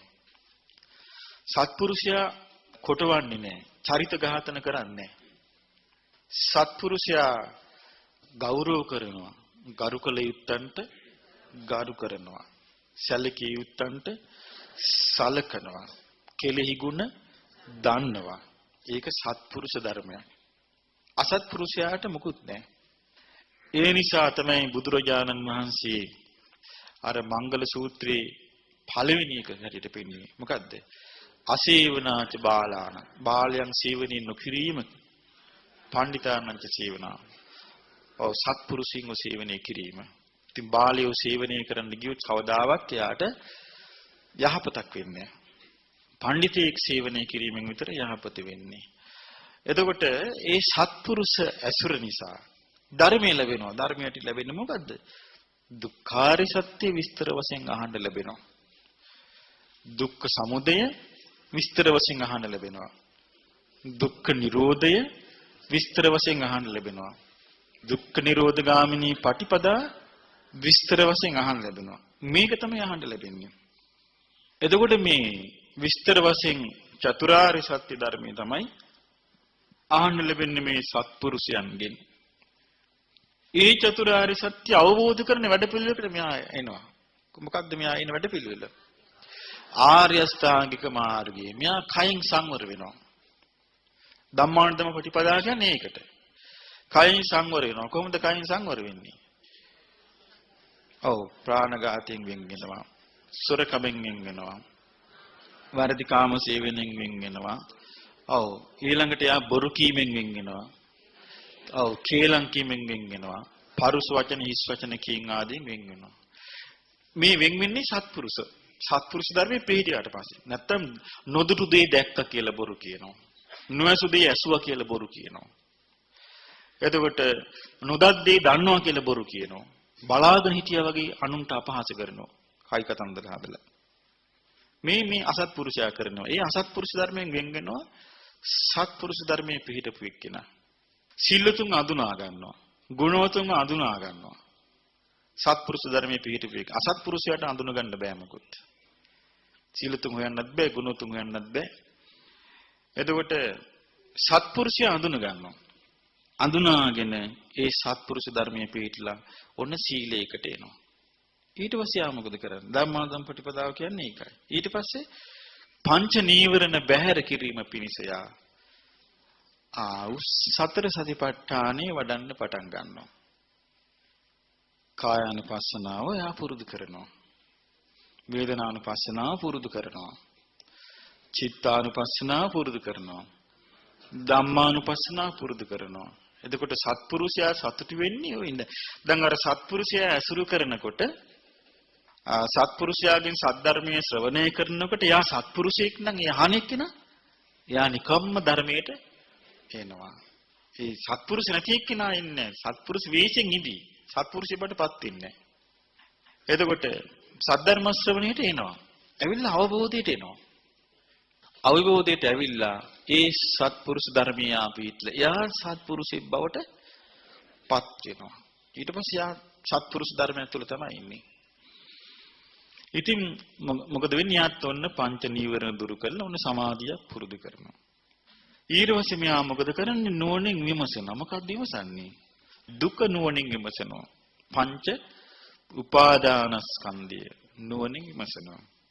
විමසනකට බුදුරජාණන් වහන්සේ වදාලා එයා නුවණින් විමසන්නේ කොහොමද? ඉමේ රෝගා. මේ පංච උපාදානස්කන්ධය කියන්නේ රෝගයක්. ගණ්ඩා, ගඩුවක්, සල්ලා, උල් මේවා ඉතුරු නැතුව නිරුද්ධ වෙන්නේ මේ ඇල්ම නිරුද්ධ වීමෙන්මයි. ඕන්න දැක්කනේ යා දුකත් අවබෝධ කරගන්නවා. දුකෙන් නිදහස් වීමත් අවබෝධ කරගන්නවා.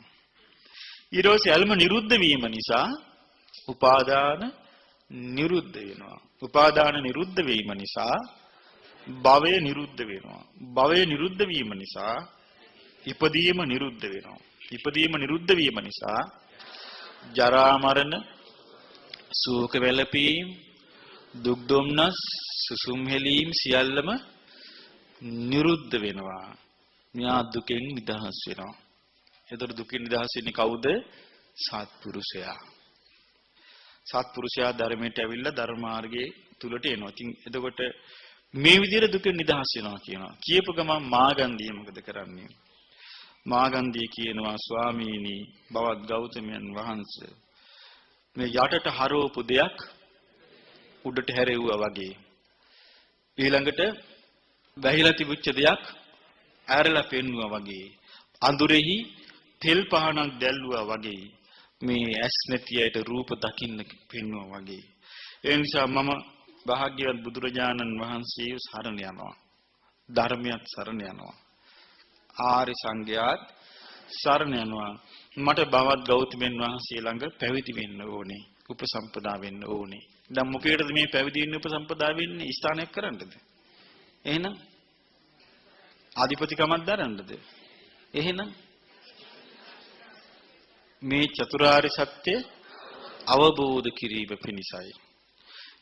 පැවිදි වෙනවා, උපසම්පදා වෙනවා. ඊට පස්සේ එතකොට මේ බුදුරජාණන් වහන්සේ මාගන්ධියට කියන මාගන්ධී ඔබ වෙන ආගමක ඉන්න කෙනෙක්.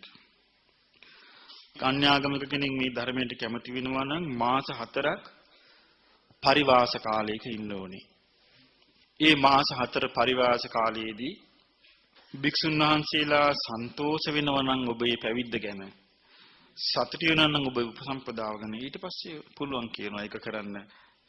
ඒක මේ පුද්ගලයන්ගේ වෙනස්කම් මත තියෙන එකක් කියනවා. ඉතින් මෙයා කියනවා අනේ ස්වාමීනි මම අවුරුදු 4ක් හරි ඉන්නම් කියනවා. මාස 4ක් නෙමෙයි.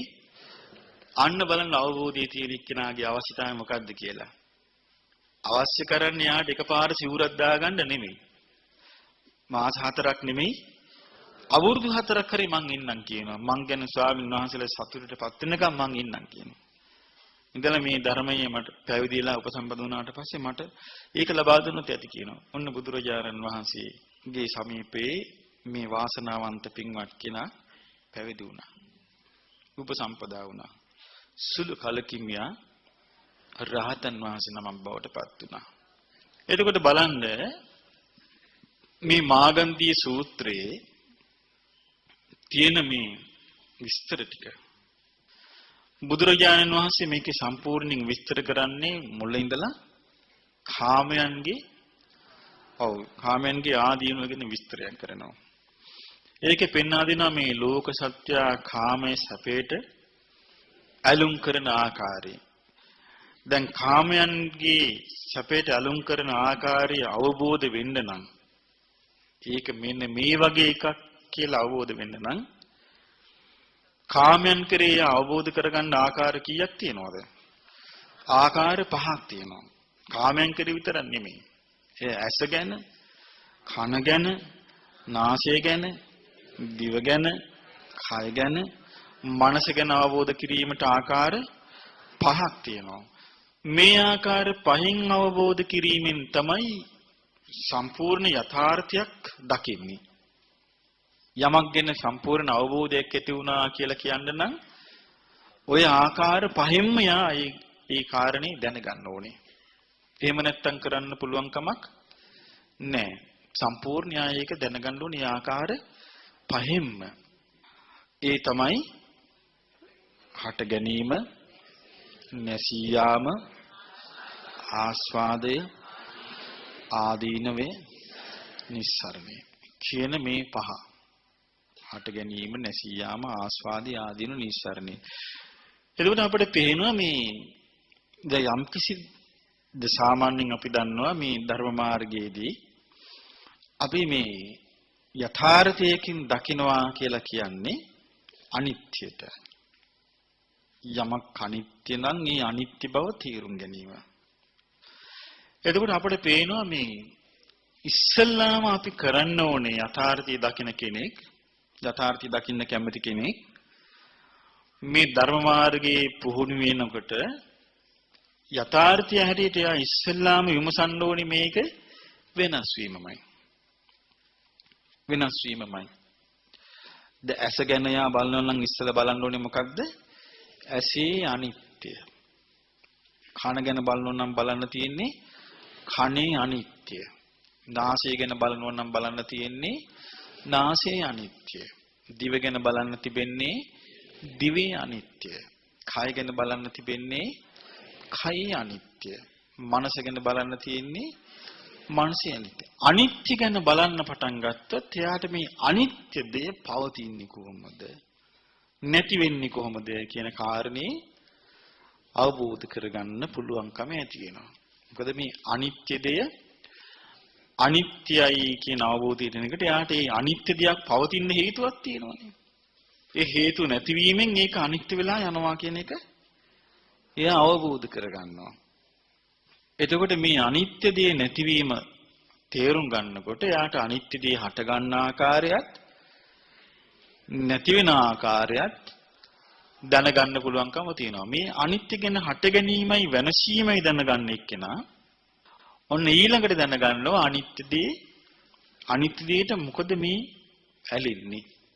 එතකොට යා හොයනවා තේරුම් ගන්නවා මොකද්ද? අනිත්‍ය වුණාට මේ අනිත්‍ය දේ තුල ආස්වාදයක් තියෙනවා. ඇසේ ආස්වාදයක් තියෙනවා. රූපයේ ආස්වාදයක් තියෙනවා.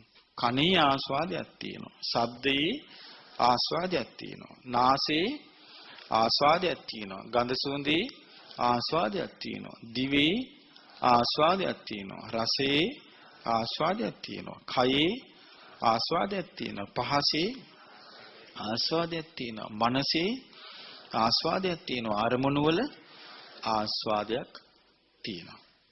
මෙන්න මේ ආස්වාදය මොකද්ද කියලා යා අවබෝධ කරගන්නවා. මොකද්ද ආස්වාදය කියන්නේ? ඒ අනිත්‍ය දේ තුලින් ලබන සැපය සොම්නස. අනිත්‍ය දේන් ලබන සැපේ සොම්නස තමයි ආස්වාදික. සැපේ කිව්වේ කායික වශයෙන් ලබන එක, සොම්නස කිව්වේ මානසික වශයෙන් ලබන එක. අනිත්‍ය දේ තුලින් ලබන එක. හැබැයි මේ ආස්වාදي දිගින් දිගට පවත්වන්න බෑ. මේක ආදීනවයටපත් වෙනවා. මොකද්ද ඒ ආදීනවයටපත් වීම? ඔව් අනිච්චං දුක්ඛං විපරිණාමින්. අනිත්‍ය බවටපත් වෙනවා, දුකටපත් වෙනවා, විපරිණාමයට විනාශ වීමට භාජනය වෙනවා. භාජනයකට ඒ ආස්වාදයේ ලැබූ දෙයමයි. දැන් අපි ඇසින් ආස්වාදයෙන් ලැබුණොත් ඒකමයි අනිත්‍ය වෙලා යන්නේ. ඒකමයි ආදීනවයටපත් වෙන්නේ. කලින් යන ආස්වාදයක් ලැබුණාද ඒකමයි අනිත්‍ය බවටපත් වෙන්නේ. ඒකමයි ආදීනේ වෙන්නේ. නාසයෙන් ආස්වාදයක් ලැබුණාද ඒකමයි ආදීනේ වෙන්නේ. දිවෙන් ආස්වාදයක් ලැබුණාද ඒකමයි ආදීනේ වෙන්නේ. කයෙන් ආස්වාදයක් ලැබුණාද ඒකමයි ආදීනේ වෙන්නේ. මනසින් ආස්වාදයක් ලැබුණාද ඒකමයි ආදීනේ වෙන්නේ. එතකොට මේ ආස්වාදයයි ආදීනමය අවබෝධ කරගන්න. එතකොට ආස්වාදයේ යමක තියනවාද ආදීනව තියෙන්නේත් එතනමයි. ඒක තමයි මුලින්ම අට ගැනීම නැතිවීම බලනවා කියන්නේ. එතකොට ආස්වාදයේ ආදීනවයි නුවණින් විමසනවා. විමසලා ඊට පස්සේ ආකල්පනා කරන මේ ආස්වාදයේ ලැබනදී ආදීනවේ බවට පත් වෙනවා. අනිත්‍ය බවට පත් වෙනවා. වෙනස් වෙනවා. දුක බවට පත් වෙනවා. විපරිණාමයට පත් වෙනවා. එහෙමනම් මේ ආස්වාදයෙන් ලැබෙද්දී මෙහිමපත් වෙනවා නම් ඒක යාට නවත්තන්න බැරි නම් ඒ කෙරෙහි ඇල්ම තියා ගැනීම නිසායි මේ කෙරෙහි දුක පවතින්නේ. එහෙනම් යා මොකද කරන්නේ? අනිත්‍ය වෙන දේ කෙරෙහි තියෙන යම් ඇල්මක් ඇද්ද? ඒ ඇල්ම අතහරිනවා. යම් ඇලීමක් ඇද්ද? යම් බැඳීමක් ඇද්ද? ඒක අත්හැරිය ගමන් යා ඒකෙන් නිදහස් වෙනවා. ඒක හරිය පුදුම මේ බුදුරජාණන් වහන්සේගේ විස්තරය තුලින් අදටත් ඒවා ඒ ආකාරයෙන්ම අපට අත්දකින්න පුළුවන්. මේ අනිත්‍ය දේවල් අනිත්‍යයි කියලා තේරුම් අරගෙන අතහැරීම තරම් ජීවිතාවබෝධයට හේතු වෙන දෙයක් නෑ. මොකද යම් කිසි දෙයක් අනිත්‍ය දෙයක් තමාගේ තමන්ට ලැබෙන්න ඕනේ කීකේ අල්ල ගන්න හදනකොට නූපන් අකුසල් උපදිනවා. උපන් අකුසල් වැඩෙනවා. එයාට සම්පූර්ණයෙන්ම එයාගේ ජීවිතය තුළ අයහපතක් සිද්ධ වෙනවා. ඉතින් බුදුරජාණන් වහන්සේ ඒකෙදී අපට පැහැදිලිවම දේශනා කරනවා එයාට මේ ආකාරයට ආස්වාද ආදීනව නිස්සරණ කියන මේ කරුණ තමයි අවබෝධ කරගන්නේ. දැන් සාමාන්‍ය ලෝකේ අපි දන්නවා මේ ලෝකෙ මිනිස්සු මනුස්ස ලෝකේ විශේෂයෙන් මනුස්ස ලෝකේ මේ වගේ ලෝකවල මිනිස්සු සම්පූර්ණ සතුටේ ඉන්නේ පංචකාමී. පංචකාමී සතුට වෙන්න හේතුවක් තියෙනවා. කවුද මේ බුදුරජාණන් වහන්සේ මාගන්තිට ඉස්සල්ලාම දේශනා කරන චක්කුංකෝ මාගන්දී රූපාරාමං රූප රතං රූප සම්මුදිතං. ඇස කියන එක දැන් ආරාමය කියන්නේ යම් කිසි තැනක් නැවතිලා ඉන්න තැනට. එතකොට ඇස නැවතිලා ඉන්න පදිංචි වෙලා ඉන්න කොහේද? රූපේ. ඔන්න හේතුව. රූප රතං රූපේ රත කියන්නේ ඇලෙනවා. රූපේට ඇලිලා දිනවා ඇස. සම්මුදිත කියන සතුට වෙනවා. එතකොට යා සතුට වෙනවා රූපෙන් සතුට වෙනවා. ඇස රූපෙන් සතුට වෙන්නේ. එතකොට ඇසේ සතුට ලැබෙන්න නම් එහෙන් රූපයක් දකින්න ඕනේ. එතකොට උන්නේ එහෙන් සතුටක් ලැබෙනවා.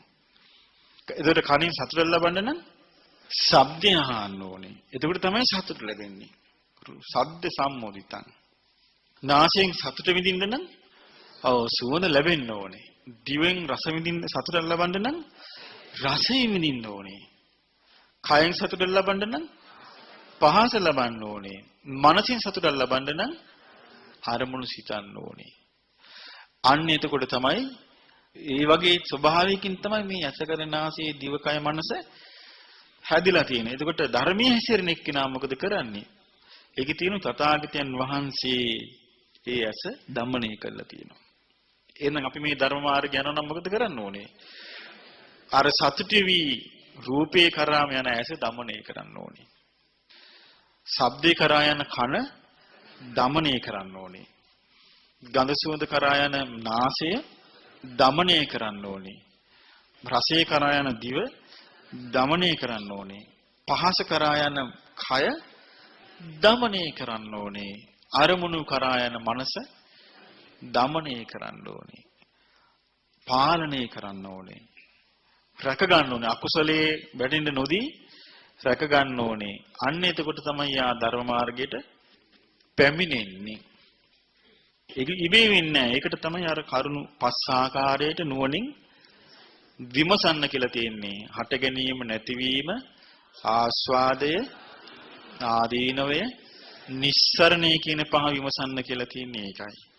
මෙහෙම නුවණින් විමසනකට තමයි මේ අවබෝධ කරගන්න. ඉතින් බුදුරජාණන් වහන්සේ බලන දැන් සාමාන්‍යයෙන් අපි ගත්තොත් ලෝකෙම සතුට විඳින්න හැමතිස්සෙම සතුට විඳින්න සතුට ලබන්න මොකද කරන්නේ මිනිස්සු? සතුටක් කියලා එකක් භුක්ති විඳින්න කරන්නේ කට්ටිය එකතු වෙලා කනවා බොනවා සතුට වෙනවනේ. එහෙමනේ භුක්ති විඳින්නේ සන්තෝෂේ. එතන අපිට පේනවා මේ ලෝකයේ තියෙන්නේ පංචකාමයන්ගේ බිඳීමට යාමක් තමයි. නමුත් ධර්මයේ අවබෝධ කරපු කාමයන්ගේ යථාර්ථය දැක්ක බුදුරජාණන් වහන්සේ මේ පංචකාමයේ දැක්ක මොකක් වගේද? පණු කැවිල්ලක් හැදිච්ච කුෂ්ඨ රෝගියෙක් ඒ පණු කැවිල්ල කහ ගිනි අඟුරු කබලකින් තවනවා වගේ දැක්කේ. ඒතර ගිනි අඟුරු කබලකින් මේ පණු කැවිල්ල කහන්න මොකද වෙන්නේ? තවන්න. ඔව්. තවදුරටත් යාට මේ පණු කැවිල්ල කහන්න පුළුවන්. කහන්න තවදුරටත් ඒක කුණු වෙනවා. තවදුරටත් දුගඳ හමනවා. තවදුරටත් හැරව හැදෙනවා. අර පණු කැවිල්ල කැසීමෙන් යාට යම්කිසි සන්තෝෂයක් ලැබෙනවා. අර තැවිල්ලෙන් සන්තෝෂය ලැබෙන මොකද හේතුව? සංඥාව විපරීත වෙලා. විපරීත සංඥාවකින්. ඒ කියන්නේ මේ ඇත්ත ස්වභාවයකින් නෙමෙයි එතන යා ඉන්නේ. සංඥා විපරීත වෙලා විපල්ලාසයටපත් වෙලා ඇත්ත ස්වභාවයකින් නෙමෙයි ඉන්නේ. එතකොට මොකද වෙන්නේ? සම්පූර්ණයෙන්ම මෙයාගේ මනස විකෘතියටපත් වෙලා තියෙනවා අර කාම නිසා. බුදුරජාණන් වහන්සේ උන්වහන්සේ වදාළේ උන්වහන්සේට දකින්න ලැබෙනවා කියනවා කාම තණ්හා විසින් කජ්ජමානෝ කියන්නේ මිනිස්සුන්ව කනවා මේ මිනිස්සුන්ව විනාශ කරනවා කාම තණ්හා විසින්. කාම තණ්හා විසින් මිනිස්සු කාමපස්සේ ගිහිලා අන්තිමට යා රෝගී බවටපත් වෙලා අන්ත අසරණ වෙලා අන්ත දුගී බවටපත් වෙනකම්ම යා මේ කාමපස්සෙමයි යන්නේ. ඒ කාම දෙවිල්ලෙන් දෙවි ඉන්නවා. කාම පරිදාහයෙන් තැවි ඉන්නවා. එහෙම තමයි යා කාමයේ සේවනය කරන්නේ. මොකද හේතුව මේ කාමයේ ස්වභාවය අර පණු කැවිල්ල හැදිච්ච කෙනෙකුගේ තුවාලයක් වගේ.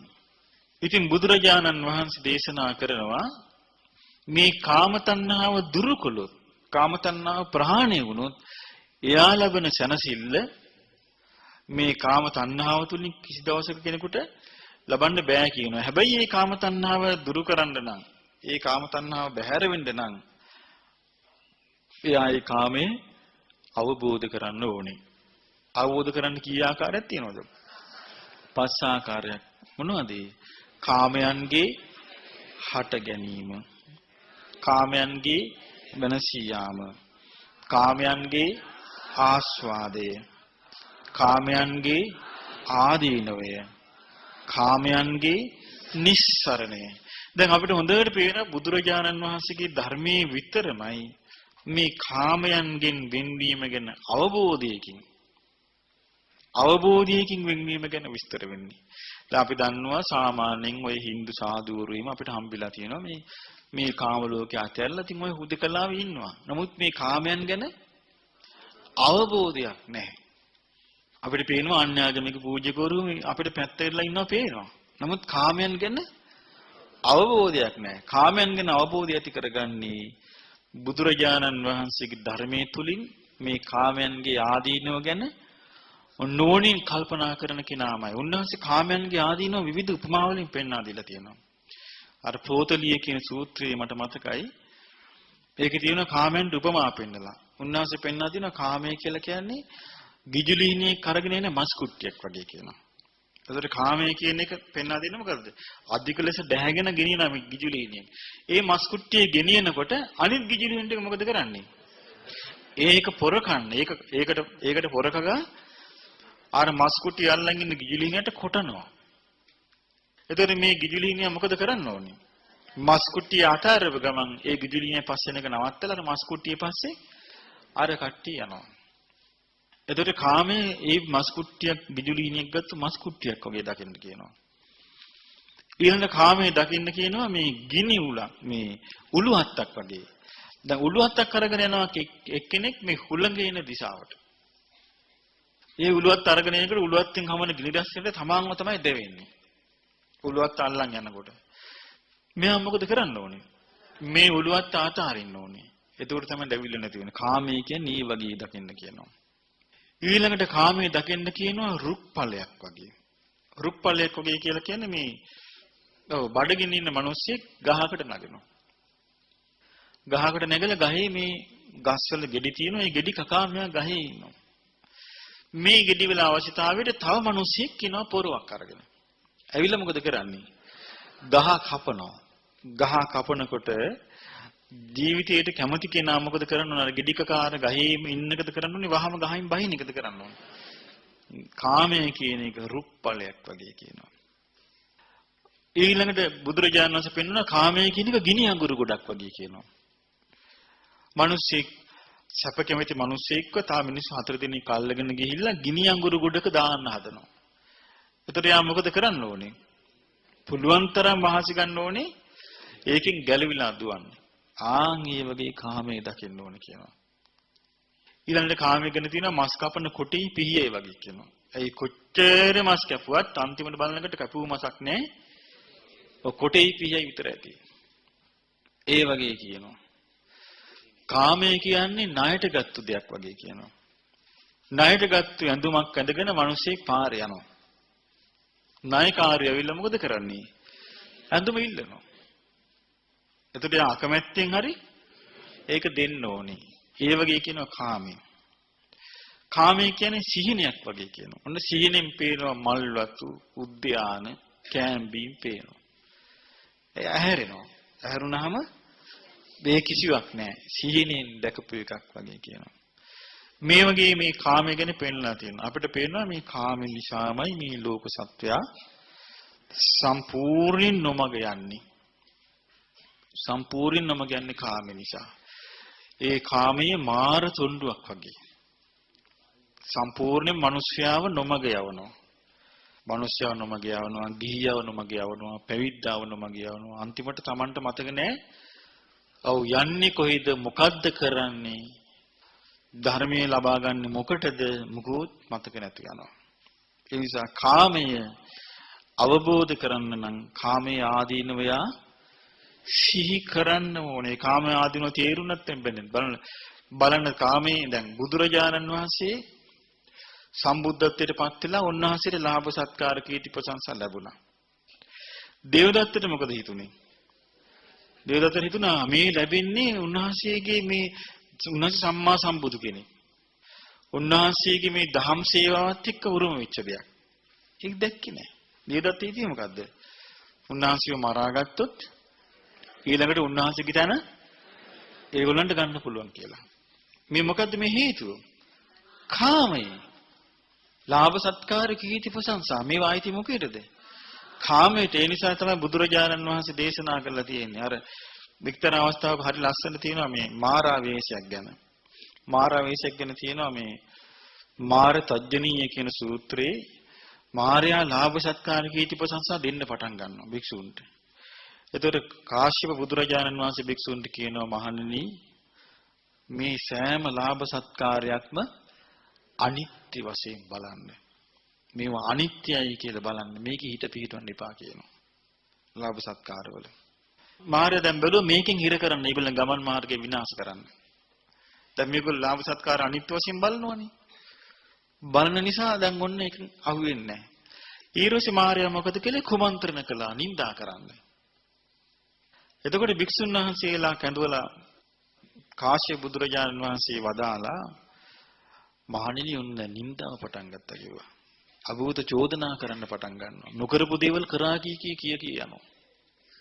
එතකොට මේ මාරාවේශ වෙලා මිනිසුන්ට අන්න මාරාවේශලා කියන දැන් මිනිසුන්ට තියෙන. ඔන්න නිඳා කර යනවා කියනවා. දැන් කරන්න තියෙන එක දෙය කියනවා. පුළුවන් තරම් මෙච්චිත වඩන්න කියනවා. පුළුවන් තරම් මෙච්චිත වඩන්න කියනවා. මේකෙන් ගැලවෙන්න නම්. ඊට පස්සේ ඔන්නේ ඒකෙන් බේරෙනවා. බේරෙන්නේ කොහොමද? මෙච්චිත. ඇයි මොකක් හරි එකකින් බලන්න මේ මාර්ගයේ කඩාකප්පල් කරන්නයි. අවු වෙනවා ඉතින් මාර්යාට කොටසක් මාර්යාට අවු වෙනවා. අවිලා පව් රැස් කරගෙන ඉතින් අපායෙන් නවතිනවා. කොටසක් මේ ධර්ම මාර්ගයේ ගමන් කරනවා.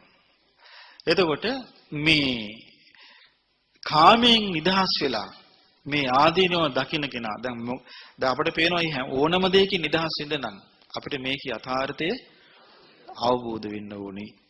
ඒකට අවබෝධ වෙන්න ඕනේ ආස්වාද හට ගැනීම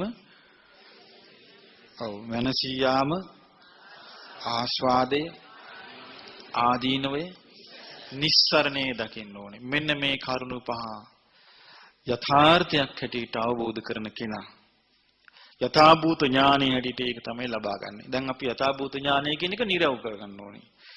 මොකද යථාභූත ඥානය කිව්වේ යමක ඇති ඔය කරුණු පහම දැකීම.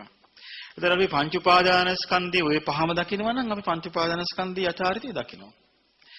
අපි ඇසියේ ඔය පහම දකිනවා නම් ඇසියේ යථාර්ථය දකිනවා. කාමයේ ඔය පහ දකිනවා නම් කාමයේ යථාර්ථය දකිනවා. එතකොට යථාර්ථය දකිනවා කියලා කියන්නේ ඔය පස් ආකාරයෙන් අවබෝධ කිරීම. එතකොට මේ පස් ආකාරයෙන් අවබෝධ කරන කෙනා අවබෝධ කර යනවා. ඉතින් මාගන්ධියට බුදුරජාණන් වහන්සේ පැවිදි වෙන්න ඉස්සෙල්ලම කියනවා. මාගන්ධියට කියනවා මොකද්ද? මාගන්ධි ඔබට කරන්න තියෙන මෙච්චරයි කියනවා. සත්පුරුෂයන් ආශ්‍රය කරන්න. සත්පුරුෂයන්ගෙන් ඔබට ලැබෙනවා ධර්මයේ ශ්‍රවණය කරන්න. ධර්මයේ ශ්‍රවණය කරන්න ඔබට ලැබුණාම ඔබට පුළුවන් මේ ධර්මයට අනුව තමන්ගේ ජීවිතය හසුරව ගන්න.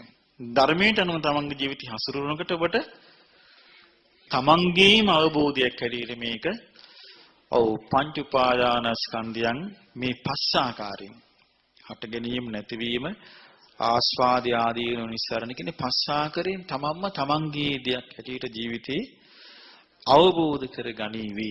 එතකොට ඔබ මේ අවබෝධය නිසා මොකද වෙන්නේ? පංච උපාදානස්කන්ධය කරේ යම් චන්දරාගයක් තිබ්බනම් ඇල්මක් තිබ්බනම් ඒ ඇල්ම දුරු වෙලා යනවා. දුරු වෙලා ගියපු ගමන් ඔබ මේකට ග්‍රහණය වෙන්නේ නැහැ. බැඳෙන්නේ නැහැ. උපාදානෙ නැති වෙලා යනවා. උපාදානෙ නැති වුණා නම් විපාක පිණිස කර්ම හැදෙන්නේ නැහැ. භවේ නැති වෙලා යනවා. භවේ නැති වුණා නම් ඉපදීම නැති වෙලා යනවා. දුකෙන් සම්පූර්ණයෙන් නිදහස් වෙනවා. දැන් අපිට පේනවා එහෙනම් මේක ඔක්කොම යන්නේ මේ හේතුඵල ක්‍රියාකාරීත්වයක් අඛණ්ඩව පැවතීම නිසා. එහෙනම් මේක නැති කරන්න තියෙන්නේ මේ ධර්ම මාර්ගයේ තුලින්ම ඇති කරගන්න අවබෝධයෙන්මයි. ඇයි මේ පස් ආකාරයට අවබෝධ කරන තුරු මේකේ තණ්හාව ප්‍රහාණය වීමක් ජීවිතය අවබෝධ වීමක් වෙන්නේ නැහැ. දැන් අර පංච පාදානස්කන්ධයේ සම්පූර්ණ මේ දැන් මේ සෝතාපන්න වීමට උනත් කෙනෙකුට පංච පාදානස්කන්ධය ආස්වාද ආදීනව හට ගැනීම නැතිවීම ආස්වාද ආදීන නිස්සරණ කියන පහ අවබෝධ වෙන්න ඕනේ. නැත්තම් සක්කාය දිට්ඨි දුරු වෙන්නේ නැහැ. ඊට පස්සේ තමයි සක්කාය දිට්ඨි දුරු වෙන පස්සේ ආයේ ඒ අවබෝධයේ පිහිටලාම යා නැවත නැවත ඒක නෝනින් විමසන්න ඕනේ. එතකොටයි උපාදාන රහිත වෙන්න හිත පුරුදු වෙන්නේ. හරි පැහැදිලිව බුදුරජාණන් වහන්සේ පැහැදිලි කරලා දීලා තියෙනවා. ඉතින් ඒ බුද්ධ දේශනාව අපි හොඳින් කියවද්දී අපිට පේනවා අපිට මේ ජීවිතයේදී යම්කිසි ප්‍රමාණයකට උත්සාහ ගන්න ඕනේ. මොකද හේතුව දැන් අර බුදුරජාණන් වහන්සේ මේ සූත්‍ර දේශනා කළා තියෙනවා අන්ධ පුද්ගලයන් දෙදෙනෙක් ගැන. මොකද්ද? එක අන්ධ පුද්ගලෙක් ඉන්නවා කොච්චර බෙහෙත් කළත් සනීප වෙන්නේ නැහැ. වෙද මහත්තයා ළඟම ඉඳි. වෙද මහත්තයා නිතර බෙහෙත් දදා ඉඳි. නමුත් සනීප වෙන්නේ නැති අය ඉන්නවා. තව කෙනෙක් ඉන්නවා වෙද මහත්තයා බෙහෙත් කරද්දි සනීප වෙනවා. මේ නිසා Taman දැනගන්න ඕනේ මේ අන්ධ කෙනෙක් වගේ තමයි චතුරාර්ය සත්‍ය අවබෝධ නොවි මේ යන ගමන.